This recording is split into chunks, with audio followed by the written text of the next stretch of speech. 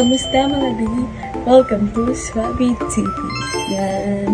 Hello sa inyong lahat. Ngayon lang po ako makapag-vlog kasi sa maraming taon na tumipas. Yan. Daming nangyari. Busy-busy ang lahat. Ang si Pia Ignaldi at sa Atelier. Yan.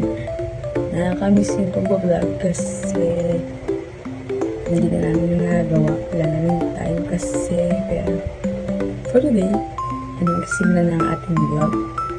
Nag-vlog na ako palagi para sa inyo at syempre naman para sa Swabi Squad channel. Nakakamiss natin yung vlog. Kagabi pa sana yung vlog pero eme lang kasi na-boring ako kagabi. And ito nyo naman tapos na ako maligo. Yan. Kasi akala ko may pasok ako pero nag-announce na wala daw pasok kasi grade rainfall dito sa Palawan. Ayan. Nag-vlog sana ako tapos papakita ko sa inyo yung school namin kaso walang pasok. Kaya